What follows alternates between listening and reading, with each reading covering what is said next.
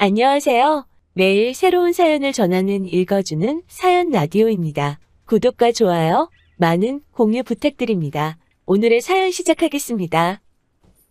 안녕하세요. 사기꾼이나 다름없는 지방과 파혼한 30대 여성입니다. 정말이지, 이 인간들 때문에 제가 10년은 늙은 것 같아요. 차라리 처음부터 솔직히 말했으면, 물론 제가 그렇다고 다 이해해주진 못했겠지만, 그래도 이렇게 파혼까지 하는 일은 없었을 텐데, 왜 굳이 거짓말을 해서 이렇게까지 일을 키운 건지 이해할 수가 없네요. 그 얄팍한 거짓말이 언제까지 통할 거라고 생각했길래 그랬을까 싶기도 하고. 정말이지, 이미 다 끝났지만 그래도 생각하면 한심하고 또 한심할 뿐입니다.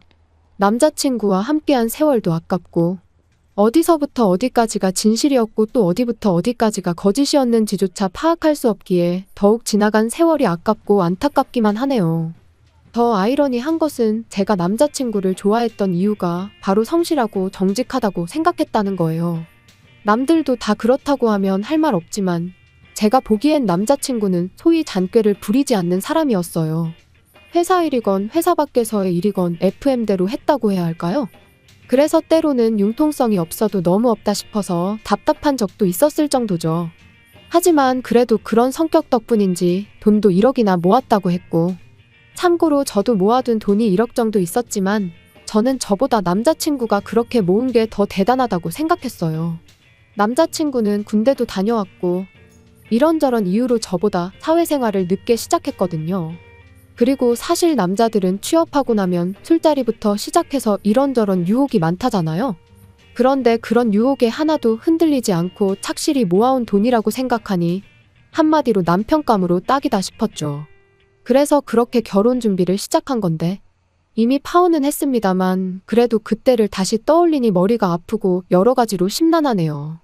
사실 결혼 이야기가 나오기 시작한 이후로 대부분의 일들은 제가 생각한 것보다도 훨씬 말 그대로 술술 진행됐어요. 그런데 지금 돌이켜 생각해보면 상견례 때부터 문제였나 싶기도 합니다. 저희 본가하고 남자친구 본가하고 거리가 제법 있었어요. 그래서 제가 강남이면 두 집 간에 중간쯤 될 것 같아 그쪽으로 잡으려고 했거든요. 그런데 남자친구 부모님께서 한 집만 움직이면 되지 뭐하러 두 집이 다 움직이냐면서 저희 집 근처로 장소를 정하라고 하시더라고요. 그래서 저는 그저 남자친구 부모님이 합리적이시고 배려심이 많으신 분들인가 보다고만 생각했습니다. 실제로 남자친구도 저뿐만 아니라 주변 사람들을 잘 챙기는 사람이었거든요. 그뿐만이 아니었습니다. 그렇게 저희 집 근처 한정식집에서 상견례를 하게 되었는데, 남자친구 부모님께선 좋은 일 때문에 만난 자리니 좋은 얘기만 하자셨어요. 그러면서 결혼 비용 같은 문제는 애들을 통해서 이야기하자고, 애들 의견도 중요하지 않겠냐면서요. 그런데 생각해보면 거기서부터가 문제였습니다. 그냥 좋은 게 좋은 거라고 껄끄러운 이야기는 이리저리 피하다 보니 할 이야기도 제대로 못한 게 화근이 된 거죠. 그렇게 상견례 자리를 가진 게 작년 가을이었어요. 그리고 저는 그때만 하더라도 그러면 늦어도 올해 봄에는 결혼하겠구나 생각했는데, 결론부터 말하자면 일이 꼬여도 단단히 꼬여버렸네요. 집 때문에요. 남자친구가 모은 돈 1억, 거기다 제가 모은 돈 1억. 게다가 둘 다 회사 근처에서 자취를 하고 있었으니 보증금까지 더하면 저희한테는 2억 7천 정도의 돈이 있는 상황이었습니다. 그리고 저는 이 정도 돈이면 여기에 대출만 좀 더 받으면 매매까지는 아니어도 서울 어디 전세는 들어갈 수 있지 않을까 싶었죠. 그런데 남자친구 생각은 달랐어요. 어쨌든 결혼하면 한 1, 2년 뒤에는 애도 낳을 거고 그러면 차가 필요하지 않겠냐며 자기가 모아둔 돈으로 차를 사고 나머지 돈에다 대출을 받아서 집을 장만하자, 그렇게 얘기하더라고요. 그리고 그것도 영 틀린 말은 아니다 싶었던 게, 알아보니까 차를 할부로 사면 그 이자도 만만치가 않은 거예요. 그래서 이래저래 전세 대출을 좀 더 받는 편이 낫겠다 싶었죠. 그런데 황당하게도 남자친구는 그런 이야기를 한두 차례 나누자마자 저와는 상의 한마디 없이 차를 샀습니다. 저는 비록 얘기가 그렇게 되긴 했어도 그게 지금 당장을 의미한다고는 생각지 못했는데요. 게다가 더 저를 어이없게 한 건 차를 샀다면서도 2달이 지나도록 출고가 늦어지고 있다 옵션을 바꿨다. 정말이지 온갖 핑계만 대면서 차를 보여주질 않더라고요. 그래서 결국 기다리다 못한 제가 아니 무슨 외제차도 아닌데 그렇게 오래 걸리냐고 딜러한테 같이 가자고 몰아붙였더니 그제서야 한다는 말이. 차를 어머님 아버님이 몰고 계시답니다. 당장 우리는 그 차가 없어도 되지만 자기 부모님은 연세도 있으시고 해서 그동안 대중교통 이용하는 것도 불편해하셨고 그래서 먼저 쓰시라고 드렸다나요? 기가 막혔죠. 남자친구 부모님께서 원래 운전을 하시던 분들이 아니거든요. 몇 년 전에 사고로 폐차하고 이후론 계속 없이 지내신 걸로 아는데 게다가 정말 100번 양보해서 그래 부모님이 너무 불편해 보이셔서 드렸다고 치자고요. 그럼 상의는 둘째치고 저한테 말이라도 해줬어야 하는 거 아닌가요? 그런데 남자친구는 제가 보인 반응을 들먹이며 이럴 줄 알았답니다. 제가 이렇게 나올 줄 알아서 말을 안 한 거라고요. 그리고는 그래도 걱정 말라고 우리가 결혼하면 바로 차도 돌려받을 거다 그러는데 그 약속을 철석같이 믿은 제가 등신이었죠. 하나를 보면 열을 안다고 진작에 알아차렸어야 했는데 말이에요. 남자친구가 차를 사면서 2억 7천의 현금은 2억 가까이로 줄어들었습니다. 게다가 하루가 다르게 은행이 다른 이야기를 해대니 이건 뭐 집을 어떻게 해야 하나. 생각을 거듭할수록 해결책이 보이긴커녕 답답해질 뿐이었지요. 그런데 그렇게 골머리를 앓고 있던 무렵 남자친구 부모님이 남자친구를 통해 저를 집으로 초대하셨습니다. 할 이야기도 있고 하니 오라고요. 솔직히 차 사건이 있고 난 뒤 저도 그렇고 아마 남자친구 부모님도 그러셨는지 이따금씩 주고받던 연락도 소홀해지고 여러 가지로 좀 껄끄러워진 면이 없잖아 있었어요. 그런데 남자친구 부모님이 먼저 손을 내밀어 주셨다 생각하니 괜히 더 감사하고 죄송하고 그렇더라고요. 그래서 바로 그 주 주말에 남자친구와 함께 인사를 드리러 갔는데 전혀 예상치 못한 어머님 아버님 말씀에 정말 깜짝 놀랐습니다. 왜냐하면 어머님이 집 문제를 해결해 주시겠다 하셨으니까요. 남자친구 부모님께선 서울의 모 지역 아파트에서 거주하고 계셨는데 그 동네가 몇 년 전부터 재개발 얘기가 들려오며 집값이 들썩이고 있었어요. 그런데 이제 어머님이 말씀하시길 지금 사시는 집은 팔고 지방으로 이사를 가실 거라대요. 그리고는 그러면 못해도 차액이 2, 3억은 될 거라면서 그 돈에 제가 모아둔 돈을 더해서 집을 해주시겠다는 거였죠. 생각지도 못한 어머님의 말씀에 정말 감사하면서도 기뻤어요. 하지만 한편으론 제가 어쨌든 1억이라는 돈을 보탬에도 불구하고 어머님이 더 큰 액수를 해주신다는 이유로 집의 위치, 구조, 평수 정말이지 아주 사소한 것들까지도 전부 어머님의 선택에 달려있는 듯한 분위기가 왠지 좋지만은 않더라고요. 게다가 심지어 명의마저 남편과 저 공동 명의가 아닌 어머님 명의로 하라고 하셨을 땐 이게 맞나 싶었습니다. 남편 돈에 어머님 돈까지 더하면 제가 보태는 액수보다 훨씬 크니 당연한 거 아니냐는데 솔직히 납득하기가 쉽지 않았죠. 그런데 저희 부모님께선 그래도 그 큰 돈을 내어주시는 게 어디냐며 저를 나무라셨어요. 그러니 제 입장에선 부모님까지 제가 문제라고 하니 정말 제가 이상한 건가 싶어서 더는 어디다 물어보지도 못했네요. 아무튼 얼마 후 남자친구가 말하길 어머님 아버님이 사시던 집은 팔렸고 그래서 그 돈에 일부러 지방에 아파트 한 채를 사들이셨다나요. 그래서 이사도 한 달 안에 하실 것 같다면서요. 그리고 그때부터 제 마음이 바빠지기 시작했습니다. 내심 이러다 살림부터 차리고 결혼식을 하게 되는 건 아닌가 싶긴 했지만 정말 상황이 그렇게 됐다고 생각하니 솔직히 여러 가지로 심란했지요. 그래서 그때부턴 어떻게든 살림을 차리기 전에 식을 올릴 수 있으면 좋겠다는 심정으로 식장을 알아보느라 얼마나 바빴는지 몰라요. 한편 어느덧 시간은 흘러 어머님 아버님이 이사를 가시기로 한 당일이었습니다. 아무래도 어머님 아버님께서 멀리 이사를 가게 되셨으니 원래는 휴가를 내고 배웅이라도 해드릴 참이었어요. 이사 전으로 도와드릴 게 있으면 도와드리고요. 그런데 어머님께선 제가 와서 뭘 얼마나 할 수 있겠냐며 괜찮다고 절대 그러지 말라고 신신당부를 하셨습니다. 그래서 결국 평소처럼 출근해 일을 하고 있었는데 남자친구가 퇴근 후에 좀 만나자고 연락을 해왔더라고요. 분명히 저한테는 어머님 아버님 이사를 도와드리고 하루 자고 온다고 했었는데 무슨 일인가 싶었죠. 그리고 그날 저녁 남자친구가 하는 말이 어머님 아버님이 이사를 못 가셨답니다. 자기도 잘은 모르지만 잔금 처리에 문제가 생겨서 지방에 사두셨단 아파트에 들어가질 못하게 되셨다나요. 그래서 제가 그럼 지금 두 분은 어디 계신 거냐니까 원래 살던 집에선 어쨌든 나오셔야 했던 상황이었기에 일단 근처 모텔에 가 계시대요. 짐은 창고에 맡겼고요. 어머님 아버님 두 분이 얼마나 당황하셨을지 생각하니 어찌나 걱정되고 마음이 안 좋던지. 그런데 그때 남자친구가 하는 말이 그래서 말인데 저희가 계약한 집 그거 잔금을 좀 일찍 치르면 어떻겠냐는 거예요. 어차피 집주인은 이미 이사를 해서 비어있지 않냐면서요. 그리고는 그렇게만 되면 상황이 해결될 때까지 그래도 두 분이 편히 계실 수 있을 것 같다면서.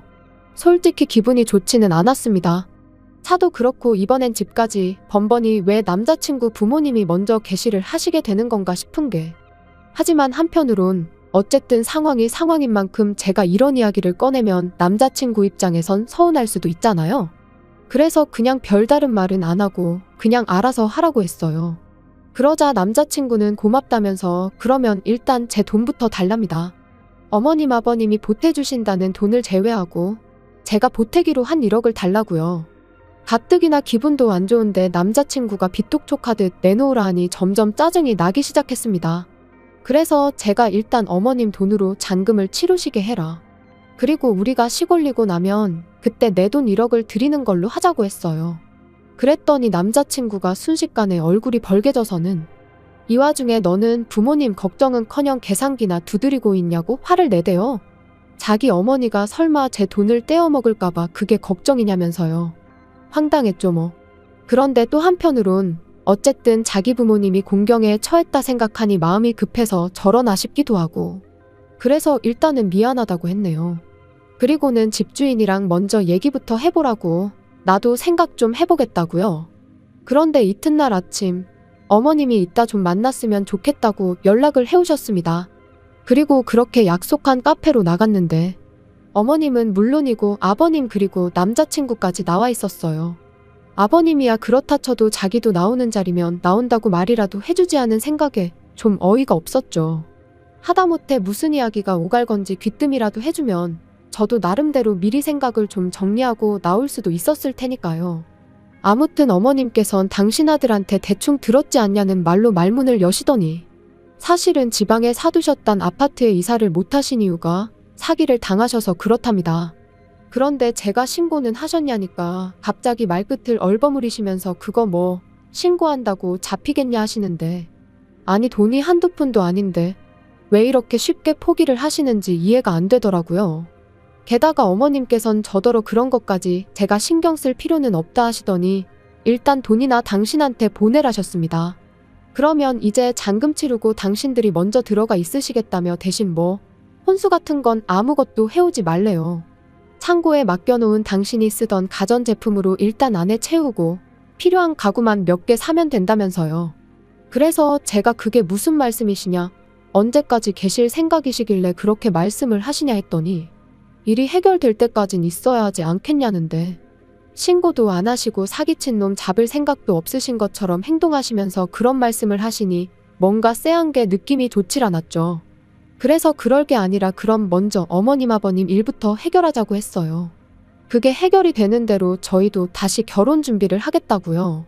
그랬더니 이번엔 남자친구가 완전히 당황한 얼굴로 그게 무슨 소리냐입니다.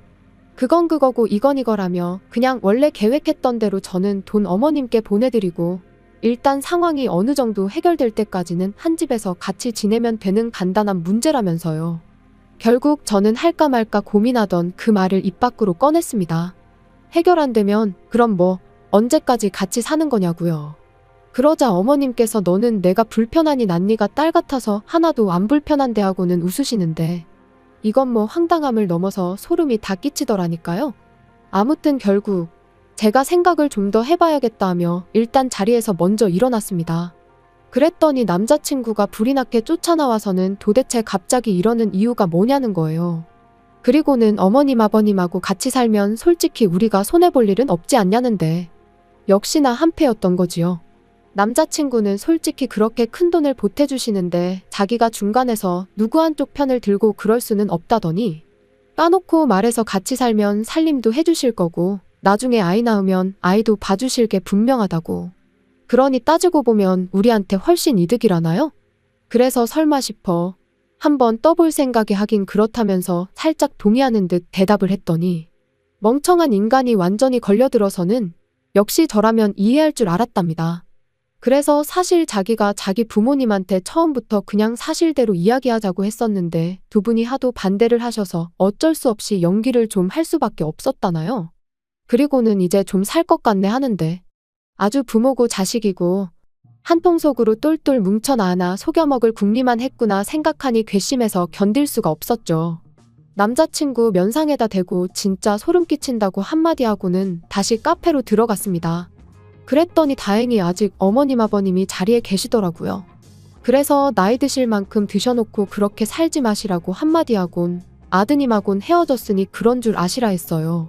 그리고 뭐 뒤도 안 돌아보고 도망치듯 카페를 빠져나와 곧장 택시 잡아 집에 왔는데 집에 오는 내내 정말 핸드폰에 불이라도 나는 줄 알았네요. 남자친구는 물론이고 어머님까지 아주 번갈아가면서 얼마나 전화와 문자를 해대던지 결국 두 사람 다 차단하고 이튿날 아침이 밝자마자 스드메며 이것저것 전부 다 취소해버렸어요.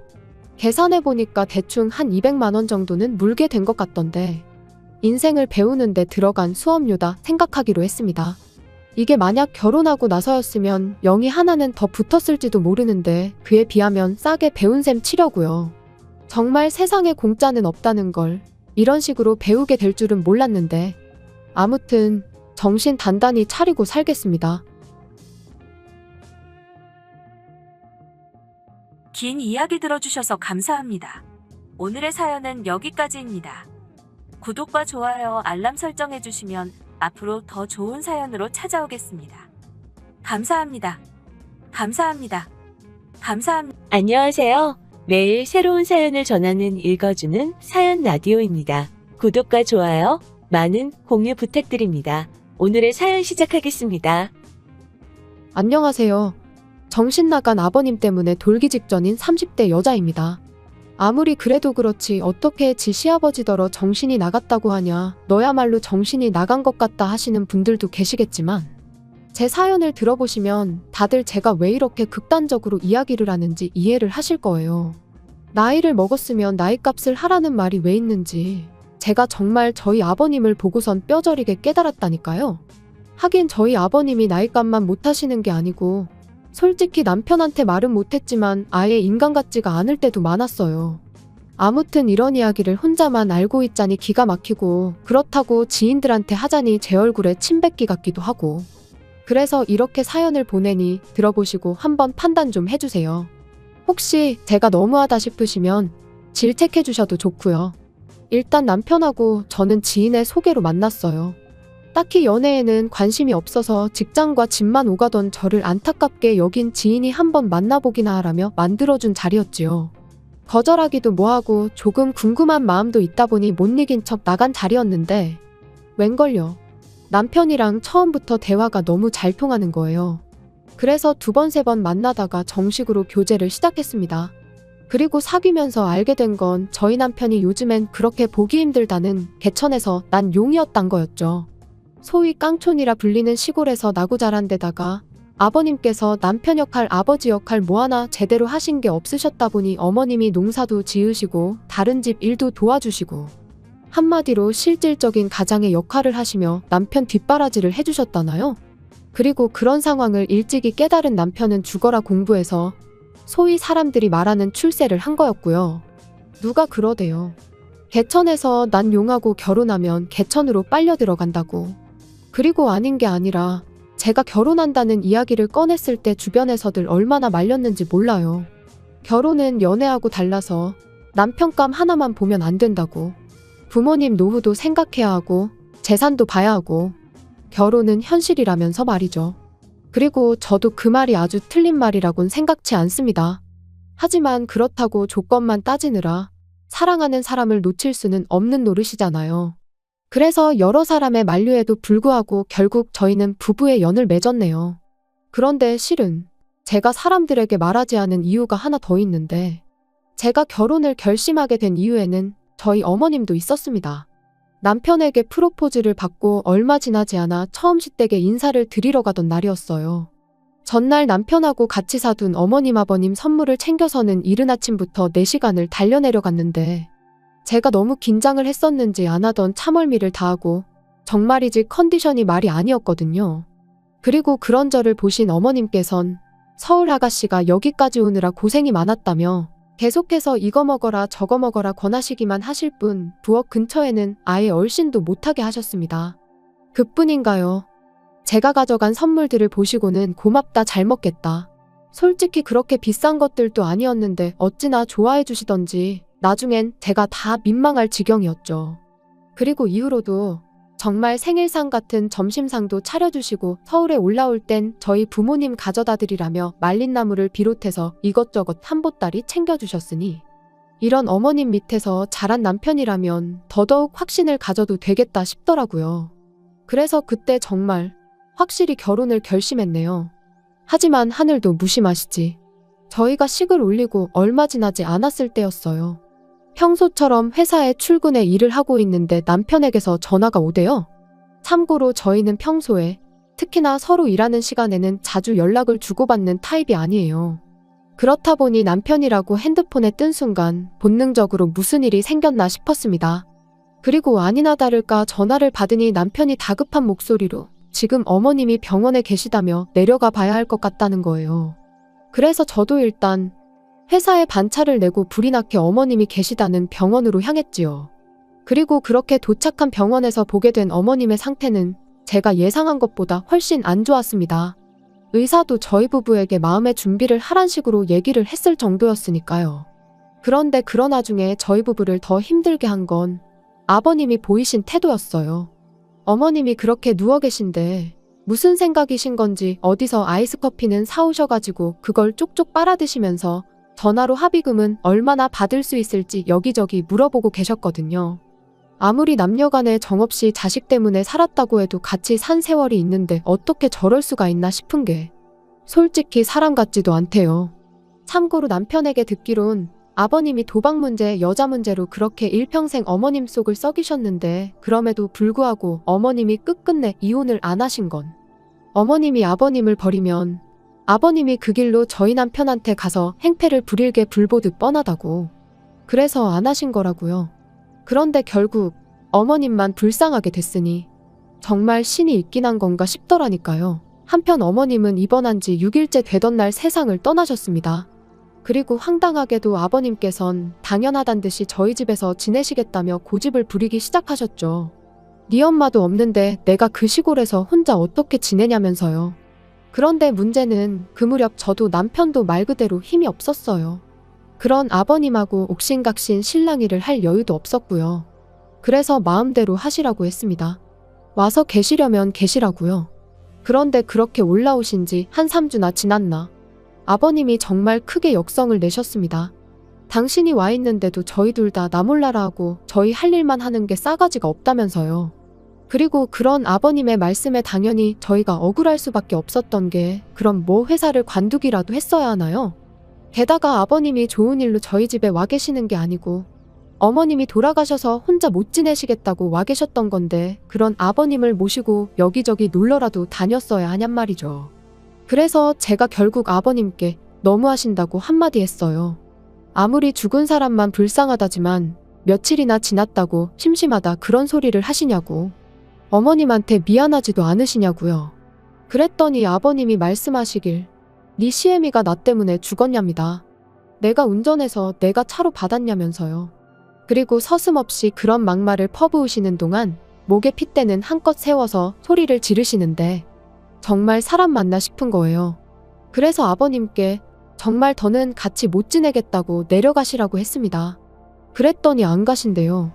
죽어도 못 간대요. 가서 어떻게 사냐고 절대로 못 간다고 여기서 저희랑 평생 사시겠다고요. 정말이지 미치고 팔짝 뛸 노릇이었죠.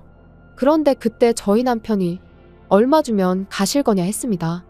얼마를 드리면 가주실 거냐고요. 그리고 그렇게 타협한 게 매달 50만 원이에요. 50만 원씩 보내드리는 조건으로 같이 산다는 얘긴 2번 다시 안 하시기로요. 정말이지 돈 앞에선 장사 없다지만 결국 처음부터 저희랑 지내시려던 것도 어머님이 안 계신 집에서 혼자 지내실 자신이 없으셔서가 아니라 일평생 어머님한테 그러셨듯 이번엔 저희 등골에 빨대 꽂으려고 하셨던 거구나 싶은 게 소름이 끼치고 한편으론 남편이 불쌍하고 남편도 남편대로 저한테 미안해했죠. 그리고 그 일이 있고 한반년쯤 지났던 작년 가을이었습니다. 웬일로 아버님한테 문자가 왔는데 할 이야기가 있으니 빠른 시일 내에 한번 내려오라대요. 그래서 바로 그 주 주말에 남편과 시댁을 찾았어요. 참고로 어머님이 돌아가신 이후로 그때가 3번째 방문이었습니다. 처음에 내려가서는 어머님 유품 정리를 했고 2번째 내려갔을 때 이제 어머님이 쓰시던 방을 치웠죠. 사실 이때도 아버님하고 고성이 오가긴 했습니다. 남편은 돌아가신 지 얼마나 됐다고 그냥 당분간은 어머님이 쓰시던 방은 그대로 유지했으면 좋겠다. 아버님은 사는 내가 불편하다는데 네가 무슨 간섭이냐. 그래서 결국 어쩔 수 없이 저희가 정리했어요. 만약에 저희가 끝까지 안 한다고 버텼으면 저희 몰래 사람을 불러서 치우고도 남으실 분이셨으니까요. 그리고 그때 이후로 저희는 그래도 어머님이 사시던 집이니 종종 내려가서 살피고 싶었는데 아버님이 어찌나 못 오게 하시던지 그래서 이번에 내려오라고 하신 게 더더욱 무슨 일 때문인지 가늠이 되질 않았네요. 그런데 그렇게 도착한 시댁에서 저희는 생각지도 못한 상황을 보게 되었습니다. 집엔 아버님만 계신 게 아니었거든요. 웬 중년의 여성분도 같이 계셨죠.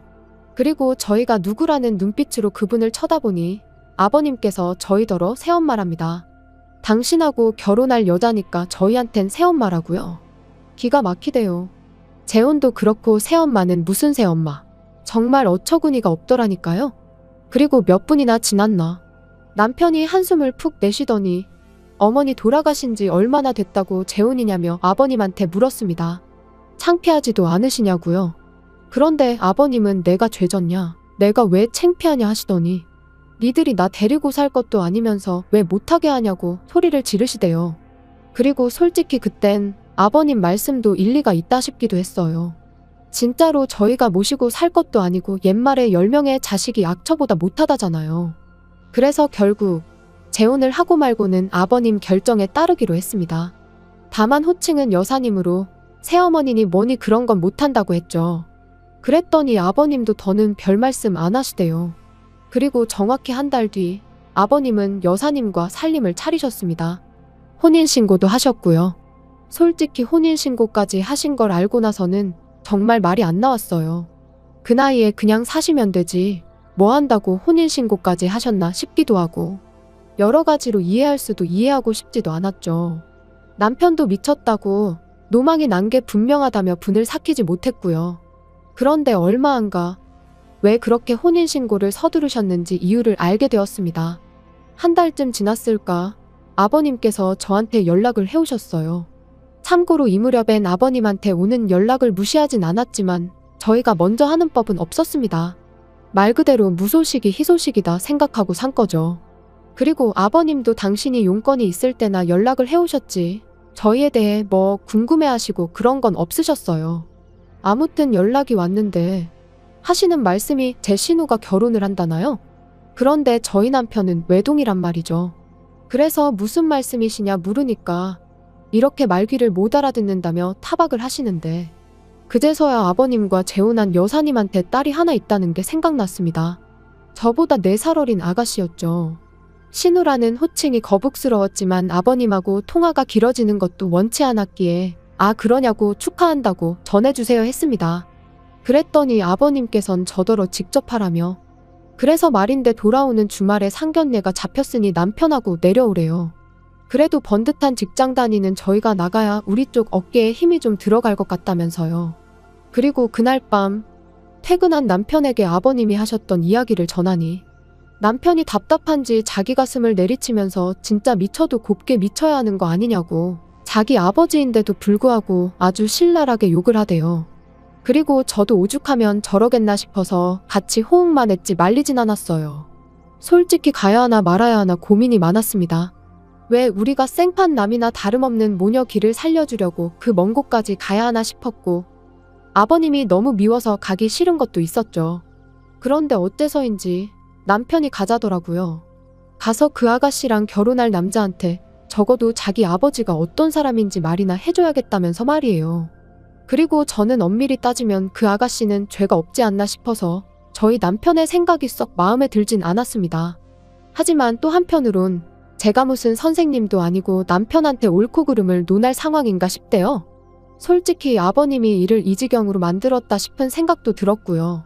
그리고 그렇게 돌아온 주말 아버님이 말씀해주신 식당을 찾았는데 저희를 뒤따라 들어온 차에서 아버님이랑 두 모녀가 내리대요. 그리고 그걸 본 저희 남편이 저 차는 누구 차지 그러는데 제 기억에도 아버님은 물론이고 그 여사님도 차가 없었단 말이죠. 그래서 제가 먼저 아버님께 다가가 인사를 드렸습니다. 그리곤 차는 누구 차냐 물었더니 여사님 딸이란 아가씨가 입을 삐죽이더니 아빠가 사준 거래요. 저희 아버님을 말하는 거였죠. 그리고 순간 합의금이 떠올랐습니다. 어머님의 사고로 받은 합의금이 대략 5천 정도로 알고 있는데 저는 물론이고 남편도 그 돈은 아예 생각을 안 하고 있었어요. 왜냐하면 솔직히 저희 둘 다 아버님한테 감정이 좋진 않았지만 아버님이 노후 준비는 전혀 안 되어 계신 걸 알고 있었기에 그 돈은 아버님이 노후에 쓰셔야 한다고 생각했거든요. 그런데 그 돈으로 차를 사주신 게 분명했습니다. 그래서 남편에게 살짝 이야기를 해주니 남편이 그새 아버님께 가서는 진짜냐고 따졌고 아버님은 아버님대로 내 돈으로 내가 사줬는데 네가 왜 난리냐는 식이셨지요. 그리고는 네가 평소에 잘했으면 너 사줬을 거라고 그러시는데 뭐가 문제인지조차 모르시는구나 싶은 게 참으로 답답했네요. 남편은 그런 아버님께 어떻게 엄마 목숨값을 그런 식으로 쓸 수가 있냐면서 울분을 토했습니다. 하지만 아버님은 오히려 기가 막힌다는 표정으로 돈이 그냥 돈이지 쓸데없이 무슨 의미 부여를 하냐면서 대충 넘기시더라고요. 그리고는 남들이 본다며 그만하라고 남편에게 짜증을 내시더니 먼저 식당 안으로 들어가셨어요.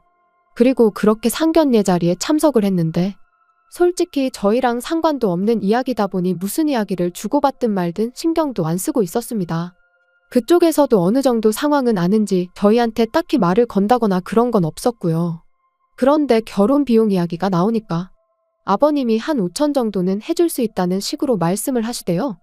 그리고 저는 속으로 돈이 이제 진짜 없으실 텐데 싶었지만 제가 나설 자리는 아니니 별말은 안 하고 있었거든요. 그런데 그때 저희 남편이 아버님더러 돈이 있어요? 하고 대놓고 묻는 거예요. 그리고 아버님은 순간 당황하신 듯 돈이 있지 왜 없냐 하시며 웃으셨는데 그 웃음이 어찌나 어색하던지 오히려 아버님이 거짓말을 하고 계시다는 걸 증명하는 듯 했죠.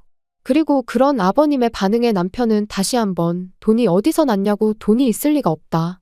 그러니까 이제 남자 쪽에서도 분위기가 이상하다 싶었는지 정말 해주실 수 있는 거냐 다시 묻대요. 그러니까 아버님이 걱정 말라고 집을 팔아서라도 해줄 거랍니다. 황당했죠. 집이 남편 명의로 되어 있는데 그걸 아버님이 무슨 수로 파신다는 건가 싶어서요.